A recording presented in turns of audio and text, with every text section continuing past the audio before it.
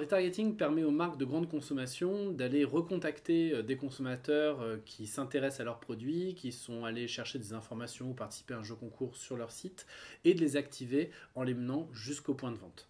Donc c'est une solution qui permet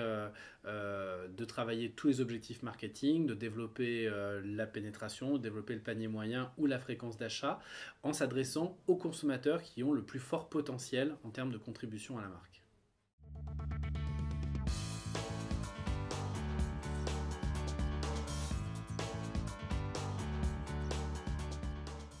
Alors les premières expériences ont été menées avec des grands programmes CRM opérés par les marques, Danone et Vous, Ma Vie en couleur pour Unilever et Kraft et La Belle Adresse pour Henkel. Les premiers retours d'expérience sont que le retargeting permet d'enregistrer dans sa base des consommateurs avec un coût d'acquisition beaucoup plus faible que les opérations traditionnelles. Pour donner un exemple, s'adresser à un consommateur retargeté, c'est-à-dire qui est déjà passé par le site de la marque, permet d'acquérir un nouvel embasé, un nouveau membre, pour 30 à 70% moins cher que dans le cadre d'une opération traditionnelle de recrutement et sur des volumes extrêmement importants puisqu'on est capable d'aller toucher plusieurs millions de consommateurs et d'aller réactiver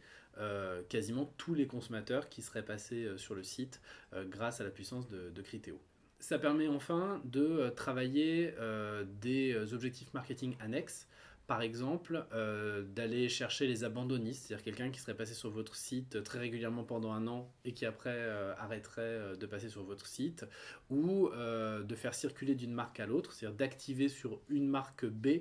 quelqu'un qui n'aurait pour l'instant interagi qu'avec la marque A sur votre site.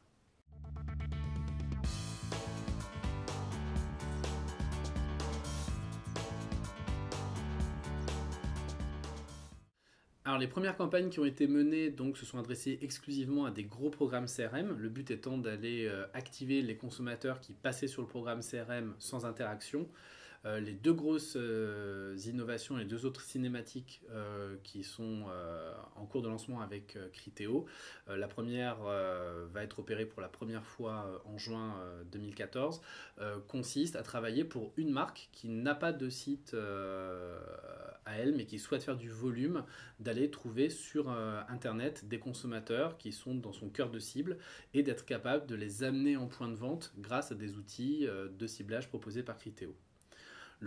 Donc le premier levier, c'est de travailler sur ces budgets promotionnels monomarques. Et le deuxième projet va être de travailler sur des objectifs de trade marketing, c'est-à-dire d'être capable de travailler